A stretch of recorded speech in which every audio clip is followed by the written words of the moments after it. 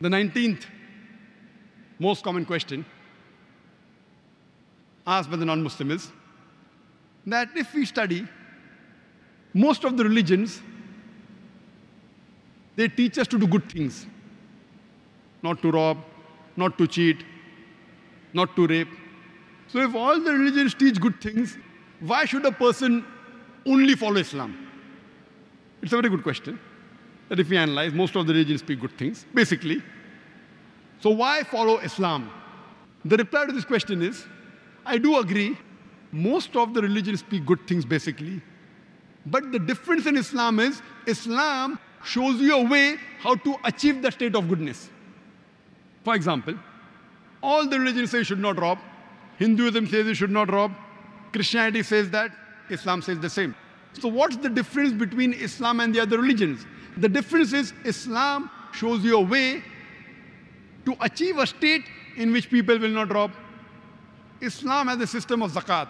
That every rich person who has a saving of more than the nisab level, more than 85 grams of gold, he or she should give 2.5% of his excess wealth in charity every lunar year. If every rich human being gives zakat, poverty will be eradicated from this world. There will not be a single human being who will die of hunger.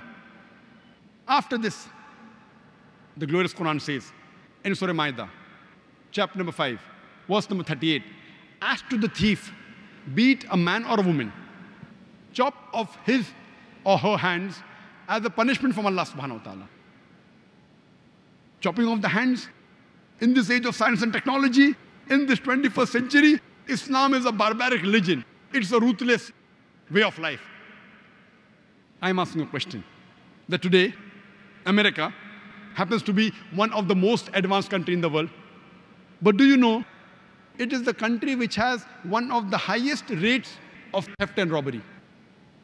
I'm asking the question that if you implement the Islamic Sharia in America, in USA, every person who's rich, who has a saving of more than 85 grams of gold, should give 2.5% of his saving every lunar in charity. After that, if any person, man or woman, robs, chop off his or her hand as a punishment, I'm asking the question, will the rate of robbery and theft in America, in USA, will it increase? Will it remain the same or will it decrease? Increase, remain the same or decrease? Decrease. It's a practical law. You implement the Sharia, you get results. You implement the Sharia anywhere, it doesn't have to be a Muslim country. You implement in USA also, you will get results. That is the reason I say Islam, besides speaking good things, shows you a way how to achieve that goodness. And many people think that if you go to Saudi Arabia, where this law is practiced, every second person you come across will have his hand chopped off. I have been to Saudi Arabia more than 50 times. I have not come across a single person whose hands have been chopped off. There may be some people whose hands have been chopped off, but it is not as common as you think. The law is so strict that a person will think 10,000 times before robbing. And if you relax this law, if Saudi Arabia stops this law, Islamic law, immediately you'll find that robbery and theft will increase. Not that the police is very intelligent, but the law is so strict, the law of Allah subhanahu wa ta'ala. If you relax this law, even in that country again, theft and robbery will increase. It is a practical law. You implement the Sharia, you get results. Let me give you one more example. Most of the religions say that molesting a girl is wrong, raping a girl is wrong. Hinduism says that, Judaism says that, Christianity says that, Islam says the same. So what's the difference between Islam and the other religions? The difference is Islam shows you a way how to achieve a state in which people will not molest or rape any woman. Islam speaks about the system of hijab. Normally, you read books, you find orators, scholars talking about hijab for the woman, hijab for the woman. But Allah subhanahu wa ta'ala in the Quran first speaks about the hijab for the man and then for the woman. Allah says in the Quran in Surah Nur, chapter number 24, verse number 30, say to the believing man that he should lower his gaze and guard his modesty. Whenever a man looks at a woman, if any brazen thought, any unashamed thought comes, he should lower his gaze. Once, there was a Muslim who was staring at a girl for a long time. I said, brother, what are you doing? It's haram in Islam. He told me, our beloved Prophet said, the first glance is forgiven, the second is prohibited. I have not completed half my glance. That does not mean you look at a woman for 10 minutes without blinking and saying, I have not completed my glance.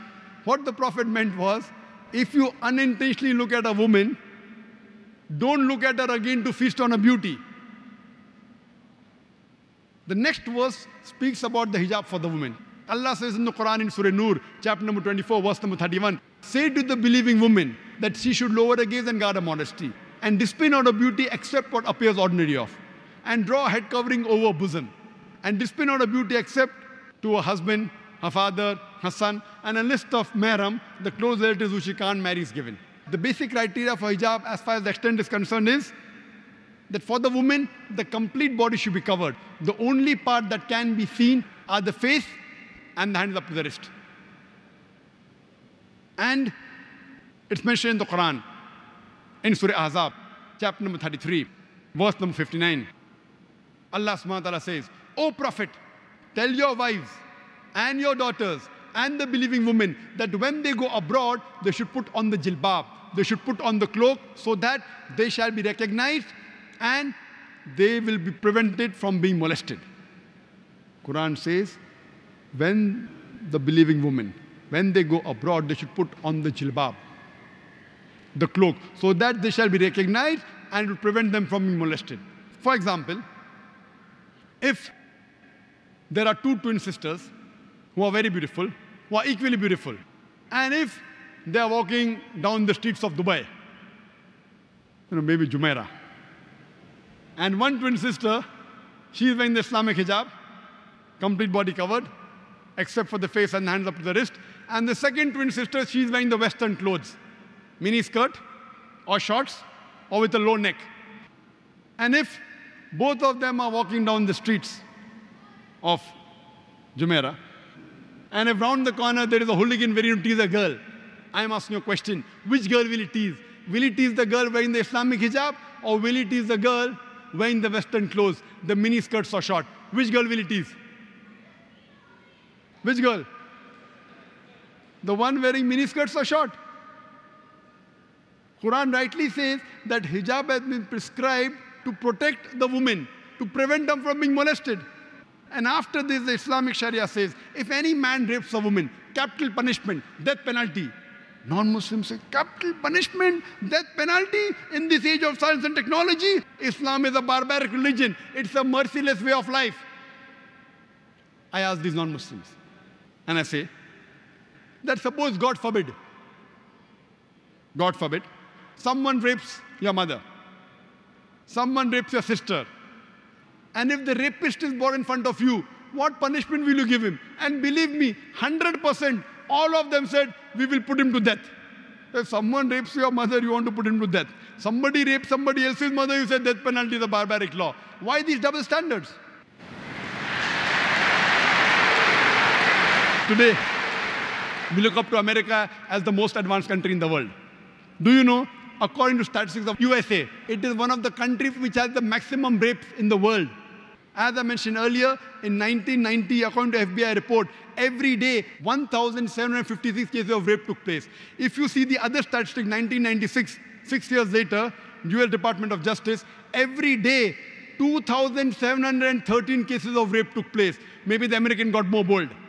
Every 32 seconds, one rape is taking place in USA. Every 32 seconds. I have given this lecture for the past 1 hour. Already more than 50 rapes may have taken place in America since the time I'm giving the lecture. And do you know, what do the statistics say? 1990 statistics say that in the full year, in 1990, 102,555 rapes took place. Only 16% were reported. Therefore, the exact number of cases you multiply by 6.25. You get the reply of 640,968 rapes took place. Per day divided by 365, 1,756. But the report continues. Out of the 16% that were reported, only 10% were arrested. That means 1.6% of the rapists were arrested. Out of those arrested, 50% were let free. That means only 0.8% underwent the trial. 50% were let free before the trial. That means 125 rapes you commit, the chances you'll undergo a trial is 1. Very good gamble. 125 girls you rape, and chances you get a punishment is 1. Who wouldn't like to try? And the statistics tell us that the judge says, first time he's committed rape, okay, give him only 1 year punishment. More than 50% get 1 year imprisonment, though the law says 7 years rigorous imprisonment. But the judge is lenient. First time he's done. 125 rapes. You get caught once, judge says first time, 50% of the cases, he says less than 1 year. I'm asking the question, if you implement the Islamic Sharia in USA, any man looks at a woman, any brazen, any unashamed thought comes, he should lower his gaze. After that, the woman, they should properly be covered, complete body covered, except the face and the hands of the wrist can be seen.